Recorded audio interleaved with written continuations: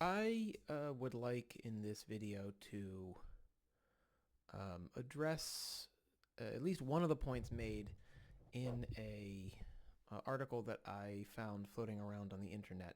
It's in a publication called Classical Ed Review, which is a Substack, it looks like, and the title of the whole thing is Responses to Common Misconceptions of Active slash Immersive slash Natural Methods of Language Teaching.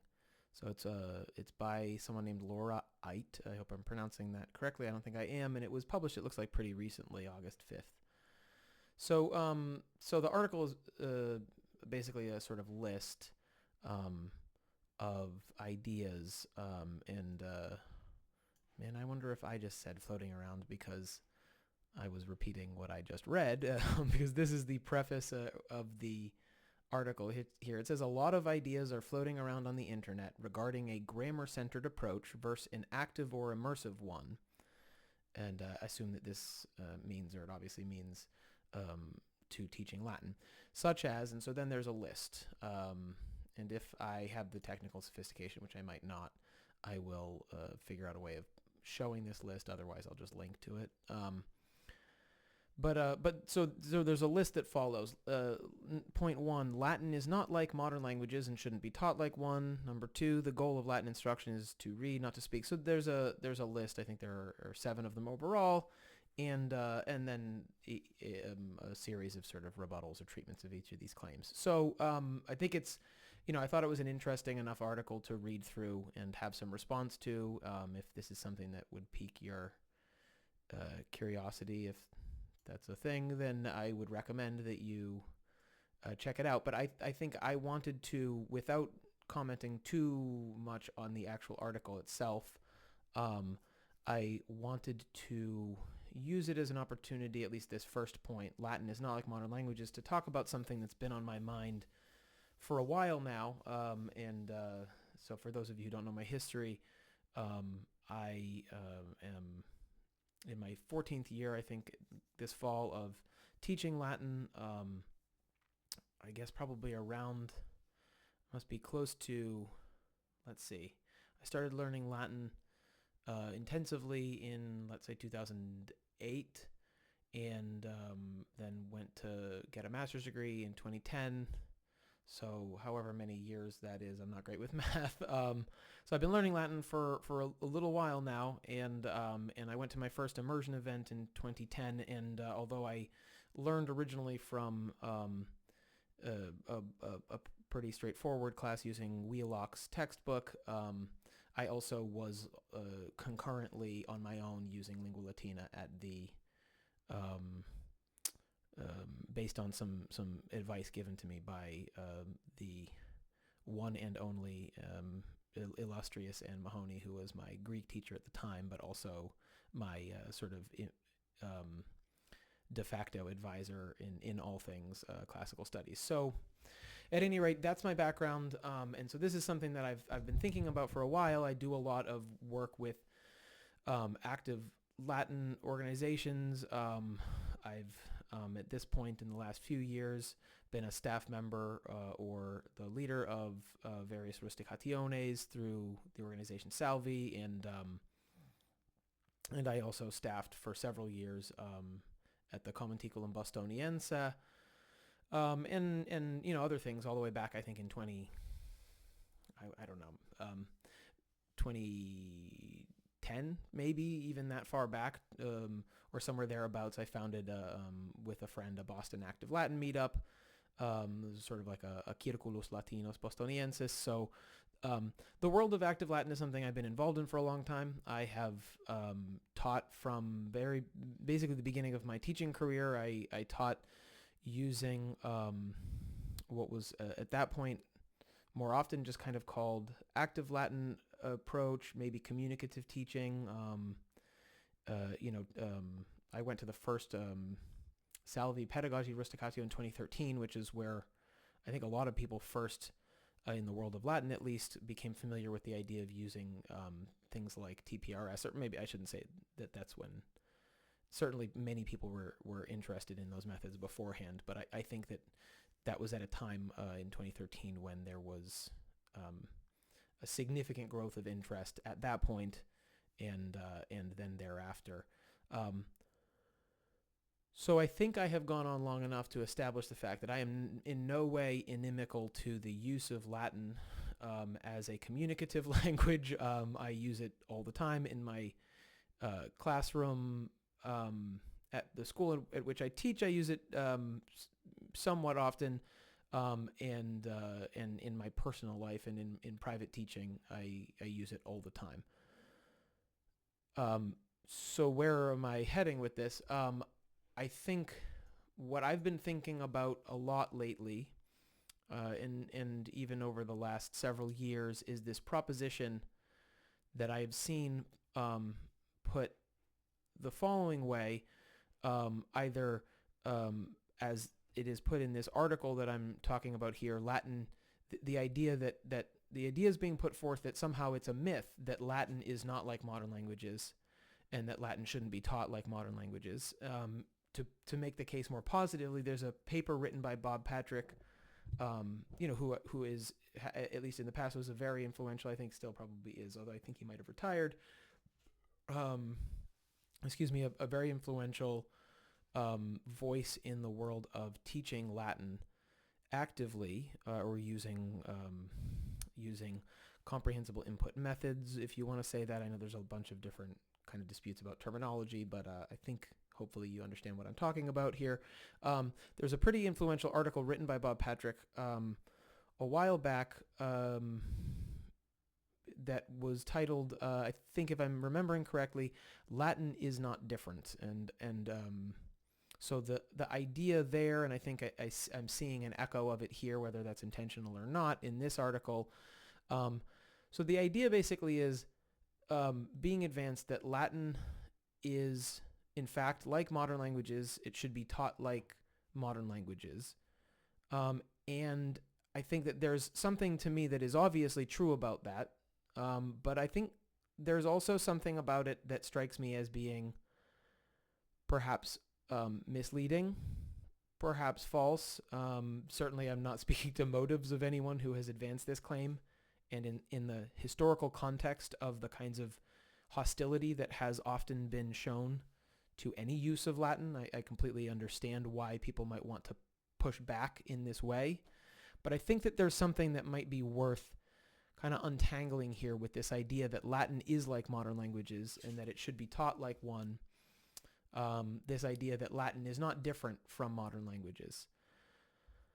So, so where to begin with this? I think, I've been reading this summer. Been working through Cicero's rhetorical and philosophical works, and something that comes up in both of them. And I know he's following other philosophers in this, is that he loves to insist that before you, I think this is a feature perhaps of the academic school, or maybe another philosophical school that he's following, but at any rate, the idea that he puts forward very often is that you have to start at the beginning of any kind of argument or dispute. You have to start with a definition of what it is that you're talking about, because otherwise you can't really actually have a useful disputatio or debate or whatever. So I think one of the things that happens when people are talking about this topic that I'm talking about, Latin, and I am certainly guilty of this all the time, is that we don't really actually define what Latin is. And I think the step of assuming that we're all talking about the same thing when we talk about something like Latin is normal, but it's actually not an insignificant, I think, source of disagreement and confusion. So, excuse me. So, I think I would start by pointing out that when we talk about Latin in the way that we are here, Latin is like modern languages. Latin is not different from any other language. It's not really clear what we're talking about, because when we say Latin, are we talking about Latin as the language in which, a priest who may not actually have been able to speak particularly well or at all was writing letters in the 12th century? Is it the language in which because there's obviously plenty of evidence that there were all kinds of a very very broad range of possible proficiencies that people have had with the Latin language throughout the history of the language. So some people who were literate in Latin, who were able to read it and write it, were not able to speak it. Even if at the same time there were many people who were able to speak it to some degree or other. But so when we say Latin, are we talking about that language that priest or monk is using in the 12th century? Are we talking about the language used on the street in the 1st century BC? Are we talking about the language that British school children are writing, at the age of 14, are writing Horatian odes in, who are also able to speak it, although they speak it with an accent that we would find these days, or pronunciation bizarre because it sounds sort of like English. Is it the language that you would find if you pick up a Wheelock's Latin textbook in 2025 or 2010 or 2008 or whatever? And my point here in this long-winded digression is, although it's not a digression because this is what I wanted to talk about, my point here is simply to say, when we talk about Latin, I think we may want to think of it as having a sort of asterisk next to it. The same way that when we talk about Indo-European or Proto-Indo-European, we put an asterisk because we're accepting the reality that we're talking about something that is a sort of construction. In the case of Proto-Indo-European, as I understand it, it's a scholarly kind of like assumption or hypothesis of a language that used to exist, and we don't have any actual record of it, but we have a bunch of evidence of things that were downstream, languages that were downstream of it, and that eventually, we can kind of reconstruct what it probably was like. And I think that that's a useful way maybe to think about Latin in the context of a discussion like Latin is like modern languages, Latin's not like modern languages, because if we want to say that Latin, meaning the extremely broad and kind of deep category of the language as it existed when it was a living language, during the, however many years you want to kind of to set the boundaries of the Roman Empire, then I think we can say, okay, yeah, like there was a language that we don't really have actually that much access to. We have tons and tons of inscription. We have tons of evidence in terms of inscriptions and epigraphy. We have a pretty small corpus of, and I'll get there to this point, a very elaborate, although I'm not in any way denying that it's of course coming from the same kind of like root ultimately, but we have a corpus of sort of, you can say, highly sort of exquisite and elaborate literature from the period in which people were using and speaking Latin as a native language. And then we have a very, very long, you can call it a tale, or hopefully you can think of it as a lineage that is still continuing of use of the Latin language as a second language after it ceased to be anyone's first language. But I think my point here is simply to say that that it is right off the bat misleading to suggest that Latin is not like modern languages, because it is actually fairly significant, I think. First of all, it could be significant at any rate, simply just to point out that it is only learned as a second language, and that not all, to my knowledge, but most modern languages, when we say modern language, kind of, I think what we're saying is languages that still have a significant native speaker population. That may not be true in every case, but I think that that's sort of what people mean when they say, oh, Latin is like modern languages and it can be learned like modern languages. They're saying Latin's like French. But for one thing, I would say, there are still people who natively speak French in the world, that for whom French is their primary language. And so I would I guess I would say basically as a statement of fact, it seems to me like it's not entirely true.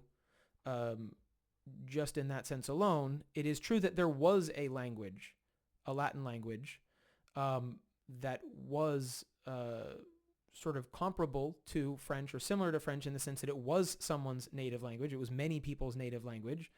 But that was quite a long time ago, and we don't actually know exactly what that language was like. We have lots and lots of kind of like piecemeal evidence. We can put together a picture of it, but we don't actually know for certain. And at any rate, the things that the things that we're talking about then when we're talking about Latin are not exactly the same as what we're talking about when we say French, because so to take it back to this definition question of what exactly do we mean when we say Latin, when I say like I'm learning French, or if someone says I'm learning Spanish, I think most people would tend to assume that that person is learning the French that someone speaks today, or the Spanish that someone speaks today. It is true. I don't actually know this. I'm going to say I think it's true.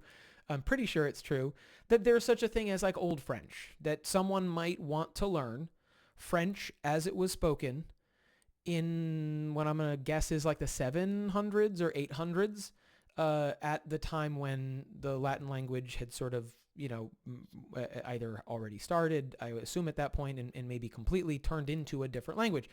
The point is, it's certainly possible that someone might want to learn Old French, or that French, whatever we're going to call that was before modern French. I'm assuming that that language is actually fairly different from the French that people speak on the streets today in Paris, or in any of the many other parts of the world in which people speak French. And it would be a little misleading, is my point, to suggest that learning French as it was spoken in 800, I'm guessing here, is the same as learning French as it's spoken today. And I think the same thing is true of Spanish. When people say, I'm learning Spanish, I'm learning some Spanish. I'm using Duolingo, though. I don't know that people are learning that much Spanish from using Duolingo, but at any rate, when people say I'm learning Spanish, I think it's reasonable to assume that what people mean is that they're learning a language that is spoken on the street around them today. That's what I would think, and that's what I would probably intend if I said to someone, I'm learning Spanish. There are a lot of people in my life and world who speak Spanish, some as a second language, some as a primary language, and I think it would be reasonable to make that assumption. If I said I'm learning Spanish, I'm learning to speak Spanish, and then it turned out that I was learning to speak the earliest possible versions of Spanish. I think there's a poem, right, of El Cid, or even just the Spanish of Don Quixote, which, as I understand it, is at the very least not exactly what you're going to hear on the street, or even maybe read in a Spanish newspaper today. I don't know for sure, but I'm assuming it's a little different. I think that there's something misleading at any rate. If you say you're learning a modern language, I think the assumption tends to be you're learning it for a specific set of purposes, and you're learning the version of the language that is considered to be the standard version in the world today. So when we say Latin, I don't think that holds. There's an ambiguity there because it's not clear. Are we talking about what we assume Latin was like as just a language on the street? Are we talking about Latin in the first century? Or actually, let's go back. Are we talking about Latin in Plautus's day? Are we talking about Latin in the first century BC? Are we talking about Latin in the 3rd century AD? Are we talking about Latin in 800 AD?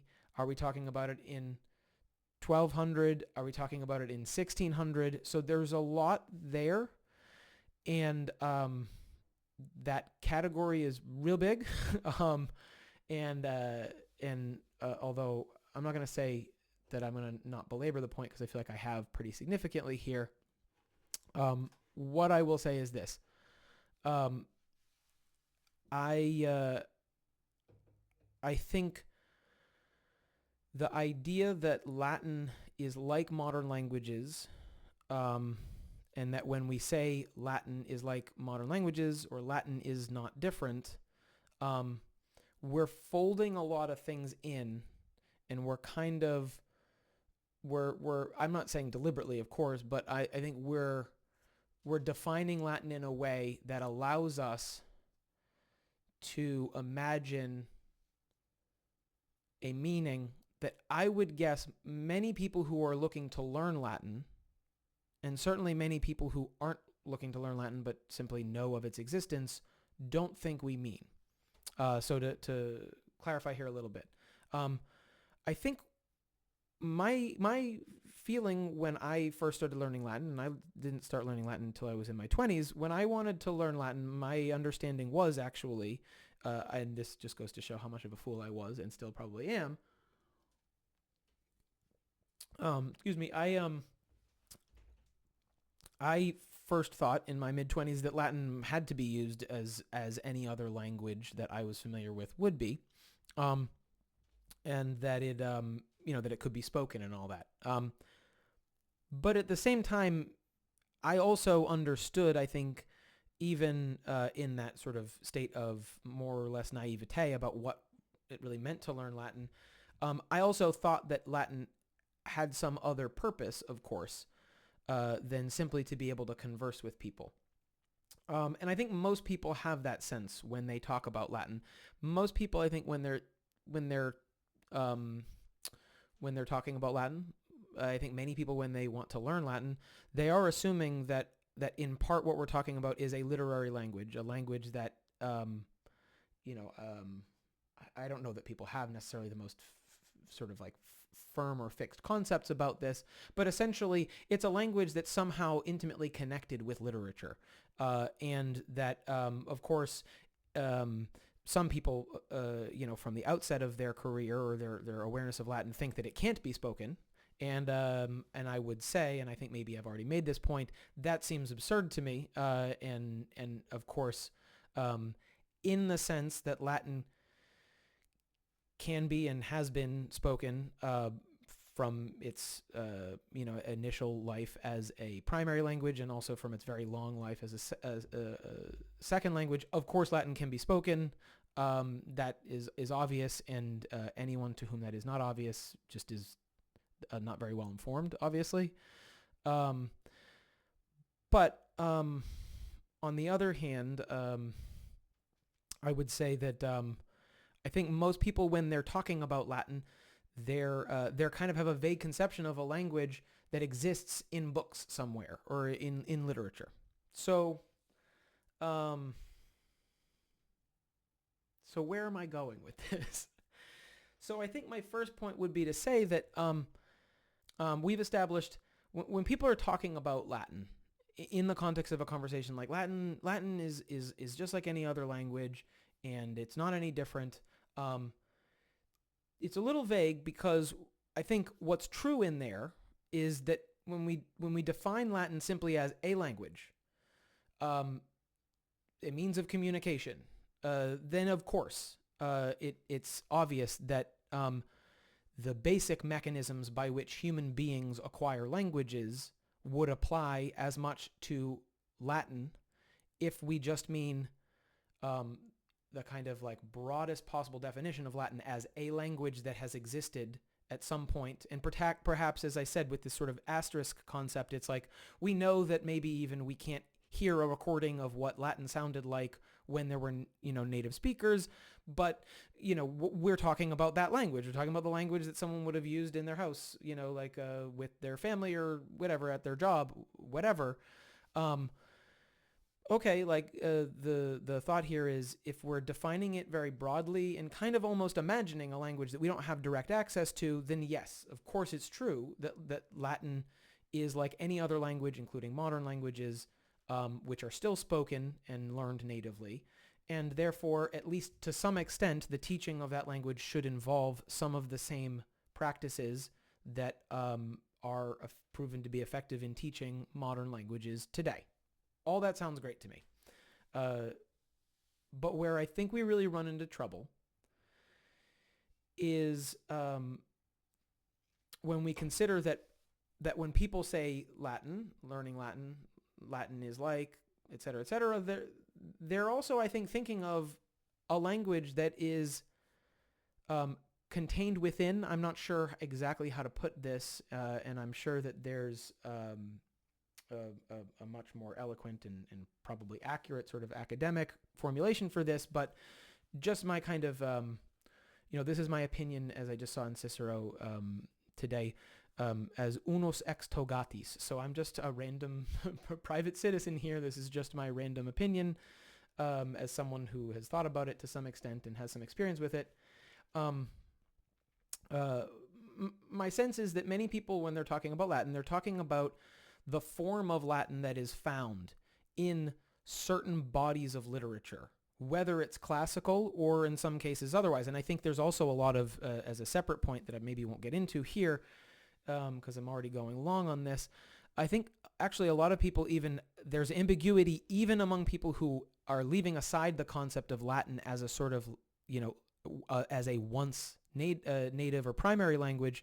A lot of people, even when they're talking about Latin as a corpus language, a language that lives only within a particular body of literature, even there's a little confusion because, or ambiguity, because it really does matter whether you're talking about Latin in the classical corpus or Latin it can't even almost be called the medieval corpus because it's so big and there's so much there, or the same thing can be said of the early modern period. So there's actually even there quite a bit of ambiguity, but the point is,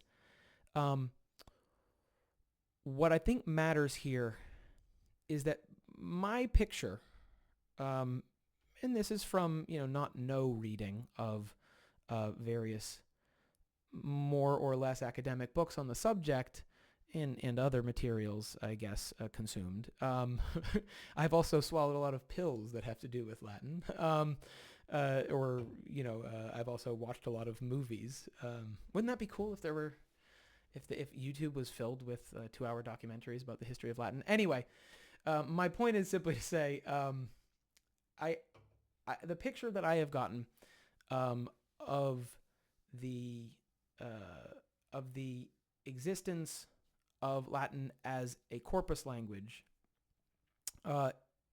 is that it has, from the time, actually interestingly, I've seen plenty of evidence to show that even when it was still a native language, the version of it that we are most familiar with from literature was certainly something that was cultivated to a certain extent, which is to say that at least by the late Empire, if not much before, even native speakers spent a significant amount of educational time learning how to craft the language as they were getting it sort of just, from their native exposure into what we now see as the sort of standard of literary Latin. And certainly from the end of the Roman Empire, whenever the dividing line is, I don't remember, but whenever it was that the last speaker, this is a very sad thought, whenever it happened that the very last speaker on the planet who was a native speaker of Latin died, and the language then became only a second language, from that point on, whenever that was, let's just kind of arbitrarily say like sometime in 600, people were only learning Latin in an academic context, and they were only learning it, I think this needs to be maybe kind of sussed out a little bit, they were only learning it in a context in which it was assumed that they were learning an enormous amount of grammar. They didn't necessarily use that terminology, but what we would consider to be learning grammar, they were learning from texts. There certainly was not immediately, by no means, the idea that somehow people couldn't speak Latin or that they shouldn't be speaking it, but neither was it taught really in the way in which modern languages, at least in my understanding of what the sort of best practices would be today in a modern language classroom. So I think it's important to clarify when we say Latin is like modern languages, Latin should be taught like a modern language, to the extent that it is a language, then of course there should be some similarities, but it is also in many ways the history of the language as a language transmitted primarily through literature, and even before there was no native speaker population, there was a very conscious effort put towards cultivating the kinds of linguistic skills required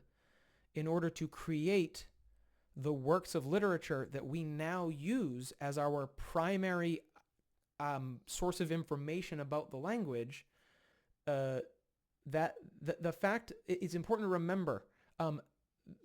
I think it's absurd to suggest that somehow like the average person on the street wouldn't have understood a speech of Cicero instantly. I've heard people say that before, and that's obviously ridiculous.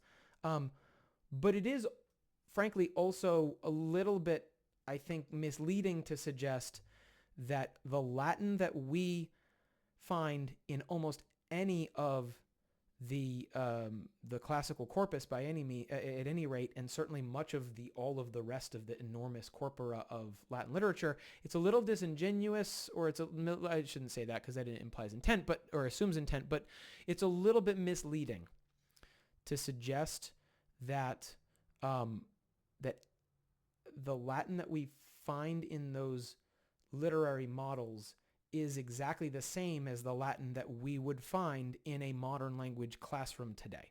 I have been in plenty of modern language classrooms over the course of my teaching career. I also was in quite a few when I was a student. The topics, and some of this, of course, may be a question for, how good was the pedagogy, but I think even in the best classrooms, the topics that would be covered and the style of language, and also the goal and purpose, which I'm not really going to I don't want to get too far into because this is another sort of, maybe that's a topic for another conversation. The goal, what's the purpose of Latin instruction? Because that is second on the list in this article that I'm ostensibly replying to here. The goal of Latin instruction is to read, not to speak. But the point is, I think it's pretty clear to me that in many ways, Latin is in fact quite different. Even if we leave aside, I think we have to at least acknowledge that, first of all, the goal of many people, when they say I'm learning Latin, what they intend themselves, I think, and what most people would assume, is that they're learning the language as it is reflected or as it is found in works of literature. And I think that's really, really crucial, because I don't necessarily know. I guess I would put this out there as an aporia. I have no idea whether or not it's exactly the same to learn a language from a corpus, and we also need to acknowledge from a corpus, and I think, because I've seen it said, and to some extent this is true, I've seen it said that the corpus of literature that we have comes from an extremely narrow slice of Roman society and Roman history, right? We know that most of the texts that we have were written by people who are like extreme elites who had a certain kind of education. And we know, actually, we know historically that their education was, in many ways, at least one of the main features of it, was to actually craft a certain kind of really literary ability and speech pattern that might not have been all that common. And that might not have been what you would have heard on the street, right? And furthermore, the texts that we have in the classical corpus, at any rate, are mostly things that were saved because they were considered to be particularly exquisite examples. This is not in any way to say that when you read Apuleius, that's maybe a tougher case, but when you read Petronius, or when you read, Cicero's speeches, right? Those were people, we can imagine the average Roman standing around and listening to and enjoying Cicero's speeches for sure. So I'm not suggesting that these things were unintelligible or that this was somehow a totally separate language. And I know that there's all kinds of linguistic conversations and debates lurking sort of at the fringes of this conversation that I don't want to get into. But my point is simply to say, we know that the language as it is found in that corpus is very different from the language not so different that no one would understand it, but it's different enough from the language that someone would be speaking on the street, in the same way that the language, like if you're learning Spanish today, you probably don't start by reconstructing every aspect of the language solely from El Cid and from Don Quixote. Right? That's my sense. And so therefore, I think there's something inherently difficult about the idea that Latin is exactly the same as modern languages, because even if we leave aside the question of why people are learning it, even if someone wants to just learn Latin so that they can express themselves, communicate with friends, talk about their day, and I'm not passing any judgment on those as goals, but the point is, the question has to become at a certain point, where is your mental representation of the language coming from, right? If you take the kind of the standard, I think, picture at this point that someone like Bill Van Patten would put forward of second language acquisition is that there's mental representation and there's linguistic skill, right? You're taking incomprehensible input, and that's building a mental representation of the language in your head. The question for me is, where is the mental representation coming from? Even if you have no interest in literature, right? Even if you don't care about Latin literature, your picture of what Latin is as a language can't come from interactions that you have with native or primary speakers. It can't really even come from a significant or sizable community of Latin speakers. And I would posit that even most people who speak Latin today, either unconsciously or consciously, are getting their mental representation of the language on some level from literature. So all of this is to say,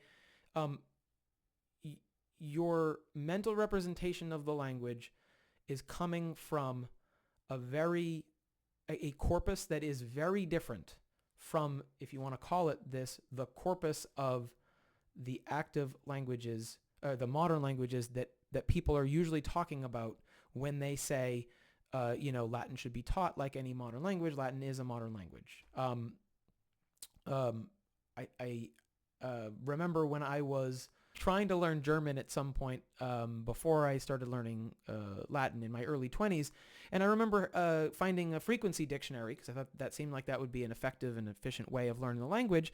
And somewhere in the frequency dictionary early on, it was explained that there was a corpus that dictionary came from. And I think the corpus, as I remember, it's been a while, was like it came from newspapers, maybe transcripts of television shows, or maybe from radio. But the point is, it came from a bunch of sources that are what you can imagine you might be able to. It came from a bunch of sources that are not very similar to the Latin, to the literary works that you will find in the Latin corpus, even if you include like inscriptions and things like that. So I guess I just want to conclude here by pointing out. So I'm not suggesting by any means that Latin can't be spoken. Hopefully there is no one at this point who is so misinformed as to think that it's not possible. But I would also say, I don't have any argument with the idea that aspects of instruction in a Latin classroom should look like aspects of instruction in any other language classroom. But I would point out that that we need to maybe do a better job of defining exactly what we mean when we say learning Latin or Latin, because there's a lot implied there. There's a lot that's left unsaid, and that can, I think, cause some confusion. And I would say furthermore, in some ways, Latin is really not like modern languages. It of course is still a language. Of course, the kind of cognitive mechanisms by which languages are acquired still apply. But when you're talking about a literary corpus that is, as I would say, different in the case of Latin as Latin is from, let's say, the corpus of language that you would be drawing on in with any kind of modern language that you might learn, I think it's reasonable to point out that the methods of trying to acquire and learn to a high degree of proficiency the language that you will find in that classical corpus, I think we should expect those methods at a certain point. Maybe not in the first 4 years of teaching. I'm not really even getting into that. But at a certain point, I think we should expect the methods of trying to acquire the type of language that we find in the corpus, which is almost entirely literary, should be we should expect those methods to be somewhat different from the methods that you would use in a modern language classroom, in which your primary goal is not to be able to read and write like Cervantes. I'm not saying that there isn't plenty of overlap there, but I also think it bears some, or maybe too much, repeating, because at the end of the day, when I think most people are saying that they want to learn Latin, that they're going to learn Latin, that they're studying Latin, what they mean is they're learning the Latin that you will find in the works of Caesar, Cicero, Nepos, Livy, Terence, whatever. And although that is, of course, that is the same language that native speakers at that period were speaking, or those periods were speaking, I think I would put out there that the methods you would use to learn how to speak and read like the person who is just an average Joe in the crowd watching a play of Terence are not exactly the same methods that you would expect to use if you're trying to be able to read fluently, or even write like Terence, or write like Cicero, or write like Caesar. And here's my sort of final point, for much or almost all of the history of Latin as a second language, and maybe this is really important, I should have said it earlier, Latin was thought of as being different from modern languages. And even if that assumption was incorrect, which I don't necessarily think it was, but even if that assumption was incorrect, if we're claiming to want to be tapping into, learning, teaching, using that tradition of Latin as a second language, I think we have to accept that the corpora that exist after the classical world, after the end of Latin as a primary languages, those corpora also assumed that Latin was different and was to some extent learned differently, and certainly the end result of it was something different from a modern language. There's abundant evidence of this, and too much. It would certainly be getting too much into the weeds to try and sort of unpack all that right now. But I think if you think about it for a little bit, it should actually sort of seem clear.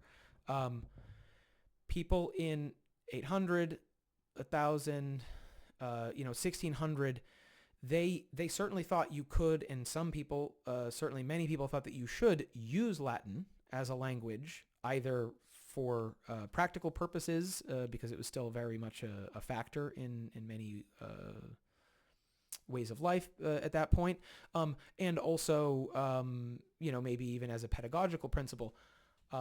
However, I think you would be hard-pressed to find people at that, you might find a couple of sort of like offbeat idiosyncratic thinkers, and maybe even they were right back then, but I think you'd be hard-pressed to find many examples of people who proposed that Latin was exactly the same as any of the other languages that were sort of being, used that were in general currency at that period. I think what you would find is that most people thought that Latin was perhaps not a language, but that it was a certain kind of language that required certain kinds of skill, and that required the development, and they certainly would not have used this terminology, but I think that this was in the air. This is why memorization was an enormous part of the curriculum, basically through all of the post-Roman, and actually through all of Roman education as well, but certainly through the history of Latin as a second language. Memorization was important because there was a sense that there needed to be, again, this terminology, or maybe even framework wasn't used, a kind of a representation of the language in the mind. There was an awareness that there needed to be an absorption of exemplars. Certainly there was also, especially, I would say but this is really true in the Middle Ages and in the early modern, there was also an assumption that there needed to be absorption of lots and lots of, for lack of a better term, grammatical rules. And again, maybe every single person who was learning and teaching the language along those lines was mistaken. and they didn't realize that actually you don't have to explicitly learn grammatical rules. I'm not even denying that. I'm just saying it doesn't really matter. If people thought that that was true, and the language that they then created and used reflected that belief, then it's reasonable to assume that on some level we may not be able to acquire the level or the type of proficiency that those people had unless we do some of the things that those people did. I don't think it's necessarily reasonable to assume that since even a sort of average Roman elite had to go through a very, very elaborate and exacting form of education in order to be able to use the Latin language in the way that they then would in all of the different aspects of their life. I think it's not reasonable maybe for us, or unrealistic for us, to think that anyone who's learning Latin today, meaning the language of those people, the way that they used it in the literary works that have come down to us, would not have to also do some of the same things that those people did. And again, to sum up here, through the Middle Ages and into the early modern period, the assumption was that you would have to learn the same sorts of things that people, elites in Roman grammar schools learned in the 1st and 2nd century AD. To conclude, it is certainly true. Latin is like any other language. It is a form of communication. It on some level and in some way, to a certain level of proficiency, of course, only requires the development of mental representation and certain kinds of linguistic skill. But I would also say that in the very long history of the Latin language, there's also significant room to think about conscious elaboration of rhetorical and grammatical features, conscious cultivation of certain rhetorical and grammatical features. Maybe you can still class this under linguistic skill, but those are things that I would say are not, in my experience, reflected in the average modern language classroom today. And so it's perhaps not the most apt comparison. But to sort of conclude here, at a certain point, what we're bumping into, I think, in addition to the question of how we define what Latin is the goal of Latin instruction. So maybe that's something to think about another day. So thank you to anyone who actually hung out for this long and listened to this.